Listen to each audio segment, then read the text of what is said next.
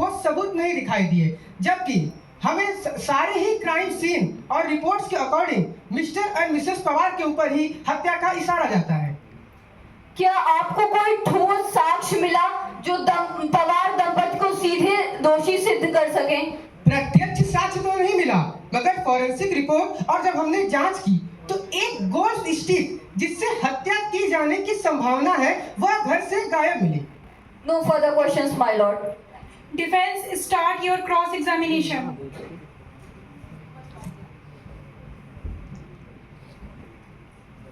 Much obliged, Your Honor.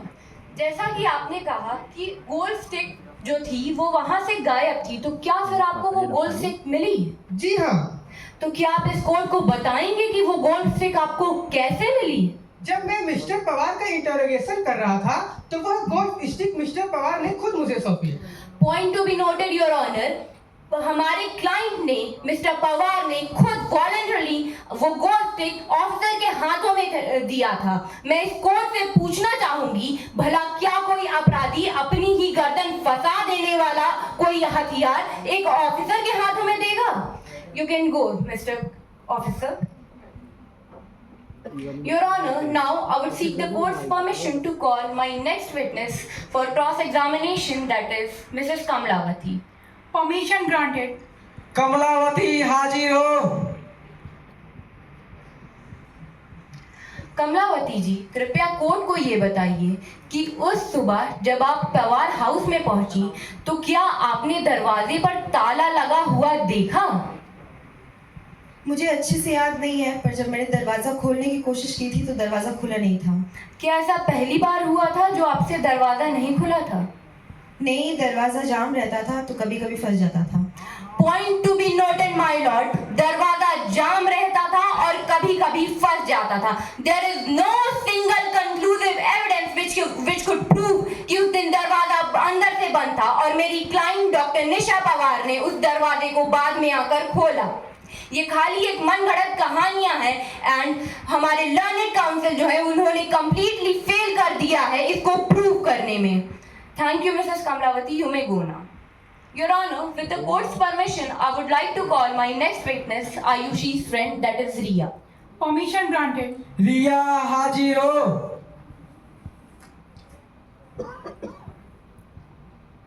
रिया, कृपया न्यायालय को अपना परिचय दें।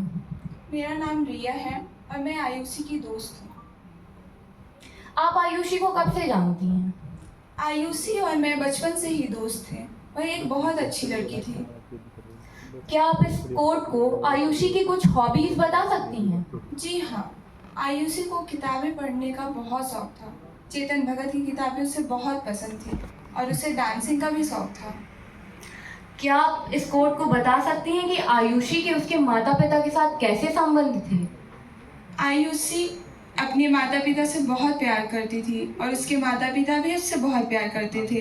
हमेशा उनके बारे में अच्छी बातें किया करती थी। Thank you Riya, you may go now. With the court permission, I would like to call my next witness, that is ultrasonic testing specialist, Dr. Nivedita. Permission granted. Doctor Nivedita हाजिर हो। Please introduce yourself to the court and your profession. Myself Nivedita, I am an ultrasonic testing specialist. My job is to check the internal condition of the devices by using their high frequency sound waves. We do not hear them with our ears. Instead, we use specialized equipments to measure the accuracy and analyze the sound waves. What were your findings? Could you please explain it to the court? I found some defects in the air conditioner. Normally, the AC produces the sound between the 50 to 75 dB, but the AC in that room produces the 80 to 90 dB sounds, which is more than the normal ones. तो क्या ये possible है कि बाहर कुछ आवाज हो रही हो और वो अंदर नहीं आ पा रही हो? Yes, it is possible because research shows that normal sleeping person can be awakened between the sound 48 dB, but in the AC in that room itself produces the 80 dB sounds, which indicate that it is impossible to listen anything inside the room. Point to be noted, my lord. कुछ ऐसी भी आवाजें थीं जो बाहर से अंदर नहीं आ सकती थीं, जैसा कि डॉक्टर ने क्लियरली स्टेट किया कि no sound could be heard from outside in a room. Thank you. You may go now. Your Honor, with the permission of this honorable court, I would like to examine my last witness, that is Dr. Nisha Pawar. Permission granted. Doctor Nisha, बस एक सवाल। उस सुबह जब आपने अपनी बेटी को इस अवस्था में देखा तो क्या आपको लगा था कि कभी पूरी दुनिया आपको ही उसके कत्ल का आरोपी ठहराएगी? नहीं, कभी नहीं। मैं तो सोच भी नहीं सकती। मैं उसे बचा भी नहीं पाई और आज उसके कत्ल का इल्जाम मुझ पर ही लग रहा है। ये मेरे लिए मर जाने जैसा है। डॉक्टर निशा, क्या आप ये बता सकती हैं कि क्या भला कभी कोई माँ अपनी एक लौती औलाद को मार सकती है? Never never. I loved her more than my own life. वो मेरी जान थी, मेरा सब कुछ। मैं उसे दर्द में भी नहीं दे सकती। मारना तो दूर की बात है, मैं उसे मार कैसे सकती हूँ? वो मेरी बेटी थी, बेटी। योर ऑनर, ये एक माँ है, कोई अपराधी नहीं, और इनका दिल ही इनकी बेगुनाही का सबसे बड़ा सबूत है। That's all from my side, Your Honor. Much. Court is adjourned now. On next date, the court will hear the closing submissions from the prosecution and defense.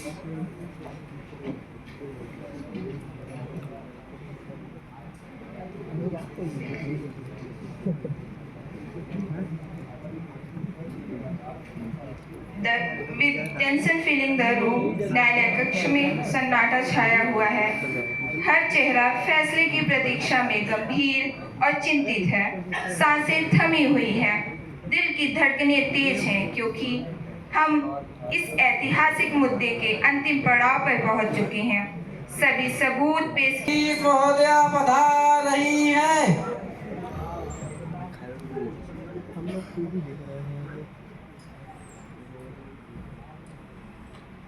Doctor Rajendra Pawar और डॉक्टर निशा पवार हाजिर हो।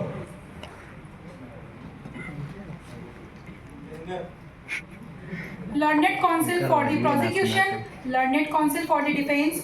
Today's proceedings are fixed for closing statements. Proceed, learned public prosecution.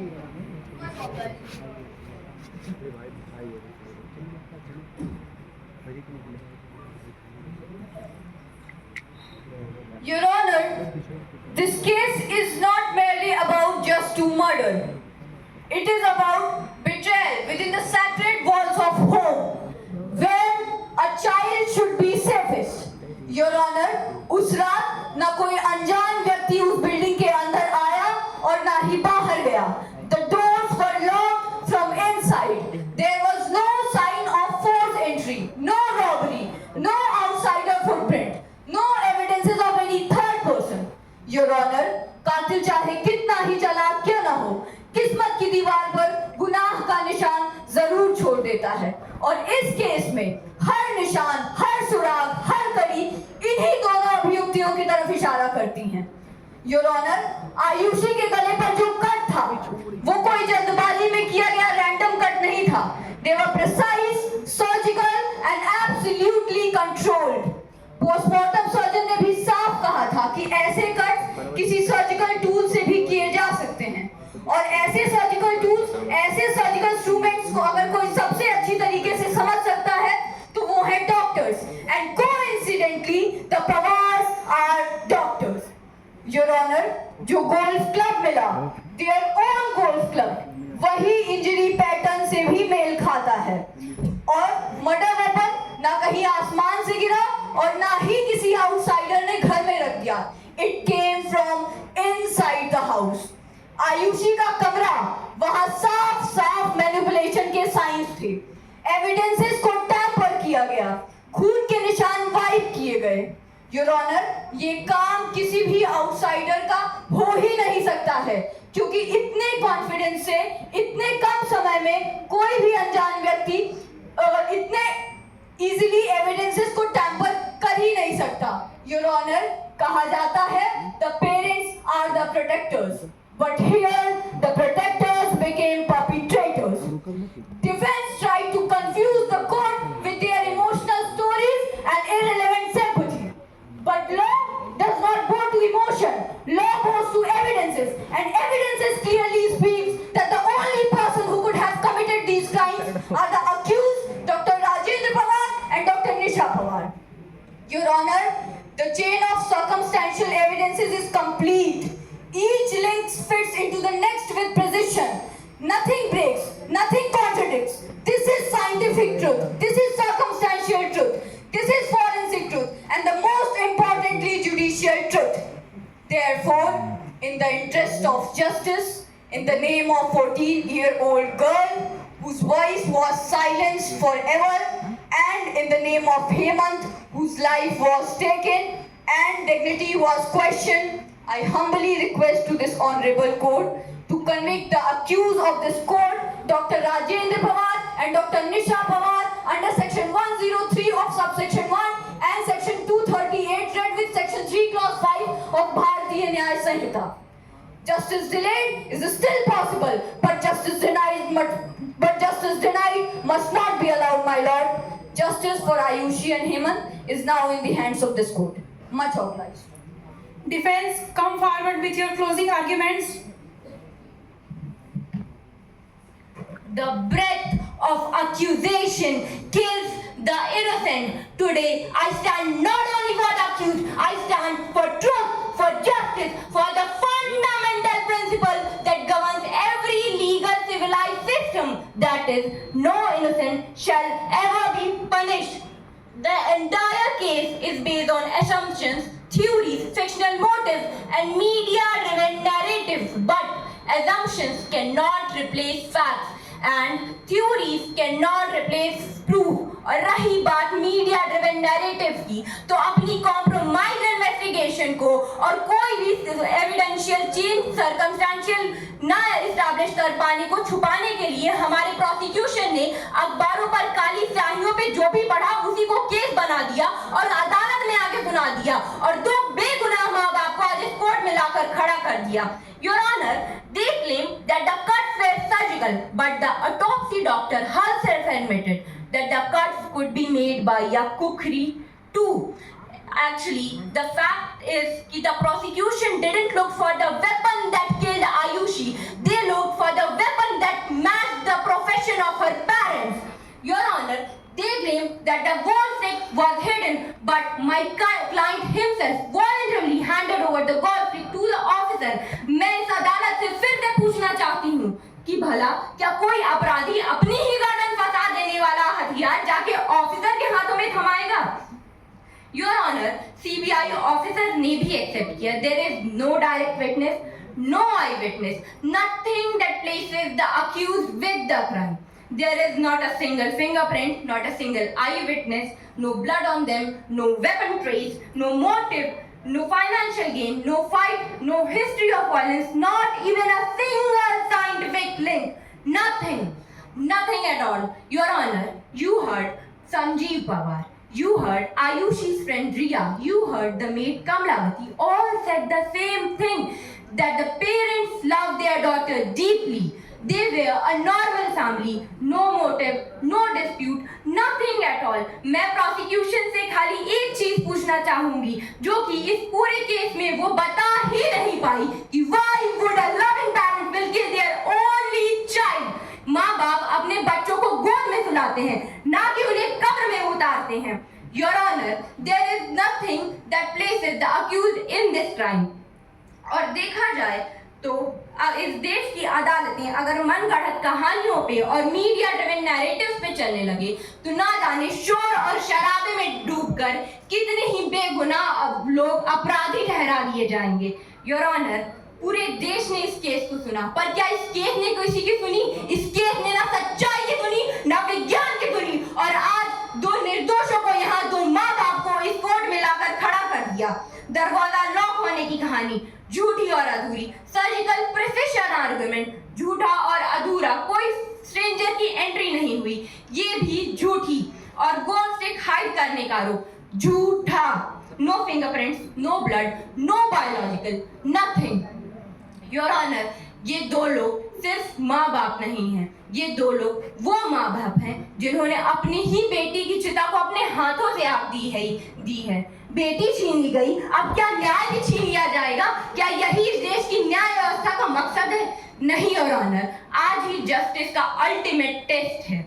इसीलिए मैं इस माननीय न्यायालय से ये प्रार्थना करती हूँ कि शक, शोर और सेंसेशनलिज्म को हटाकर सत्य, साक्ष्य और न्याय की सुने और डॉक्टर राजेंद्र पवार और डॉक्टर निशा पवार को सम्मान पूर्वक सभी आरोपों से बरी किया जाए, क्योंकि doubt is everywhere and proof is nowhere. साक्ष्य खामोश हैं क्योंकि गुनाह इन्होंने कभी किया ही नहीं, और कानून कहता है कि जहां कोई भी शक बचता है वहां सजा नहीं, सिर्फ बरी किया जाता है।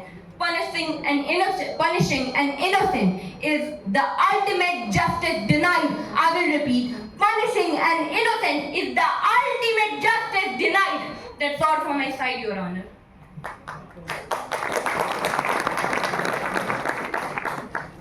Arguments from both the parties are now closed. The judgment will be delivered post-lunch. The court will be resumed after lunch.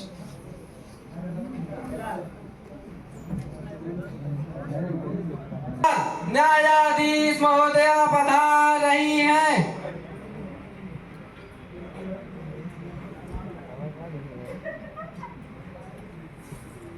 Doctor Rajendra Pawar और डॉक्टर निशा पवार हाजिर हो।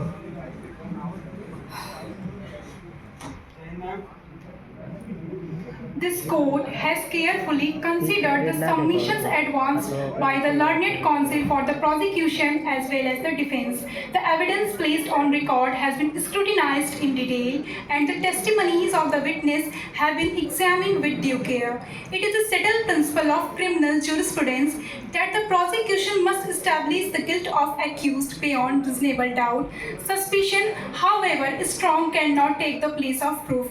The burden lies squarely upon the prosecution to present a complete and unbroken chain of evidence that points conclusively towards the guilt of the accused. In the present case, the prosecution has failed to discharge this burden. The evidence brought before this court is insufficient, contradictory, and incapable of establishing the guilt of the accused. The chain of circumstances remains incomplete, and the allegation rests more upon conjecture than upon credible proof.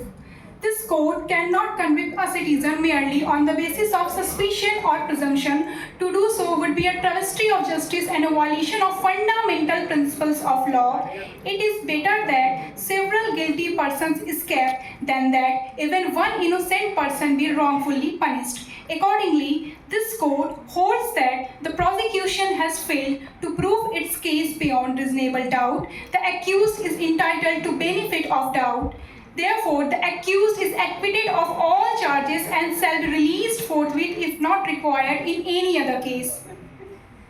इस न्यायालय ने अभियोजन पक्ष तथा बचाव पक्ष के योग्य अधिवक्ता द्वारा प्रस्तुत तर्कों पर गंभीरता पूर्वक विचार किया है, अभिलेख पर उपलब्ध समग्र साक्ष्यों का विस्तृत परीक्षण किया है तथा गवाहों के बयान अत्यंत सावधानी पूर्वक परखे गए हैं। दंड प्रक्रिया का यह स्थापित सिद्धांत है कि अभियोजन पक्ष को अभियुक्त पर अपराध संदेह से परे पूर्ण रूप से सिद्ध करना होता है। मात्र संदेह, चाहे वह कितना भी गहरा क्यों न प्रतीत होता हो, साक्ष्य का स्थान नहीं ले सकता और अभियुक्त के विरुद्ध अपराध सिद्ध करने का भार पूर्णतः अभियोजन पक्ष पर ही रहता है, जिसे उसे एक संपूर्ण और अटूट साक्ष्य श्रृंखला के माध्यम से सिद्ध करना होता है। वर्तमान मामले में अभियोजन पक्ष इस दायित्व को निभाने में पूर्णतः असफल रहता है। न्यायालय के समक्ष प्रस्तुत साक्ष्य न तो तार्किक है, न ही संगत और न ही पर्याप्त, बल्कि वे विरोधाभासी हैं। अभियुक्त के अपराध को सिद्ध करने में पूरी तरह असमर्थ है। परिस्थितिजन्य साक्ष्यों की श्रृंखला अधूरी है तथा आरोप ठोस साक्ष्य के स्थान पर मात्र अनुमान और कल्पना पर आधारित प्रतीत होते हैं और यह न्यायालय मात्र अनुमान या परिकल्पना के आधार पर किसी नागरिक को दोषी घोषित नहीं कर सकता। ऐसा करना न्याय का घोर अपमान होगा। यह बेहतर है कि 100 अपराधी छूट जाएं, परंतु किसी भी एक निर्दोष व्यक्ति को दंडित नहीं किया जाना चाहिए। फलस्वरूप यह न्यायालय घोषित करता है कि अभियोजन पक्ष अपने मामले को संदेह से परे सिद्ध करने में असफल रहा है। अंततः अभियुक्त संदेह का लाभ पाने का अधिकारी है, अतः अभियुक्त को सभी आरोपों से बरी किया जाता है तथा यदि किसी अन्य मामले में उसकी आवश्यकता न हो तो उसे तत्काल रिहा किया जाए। The matter stand disposed of. Court is adjourned.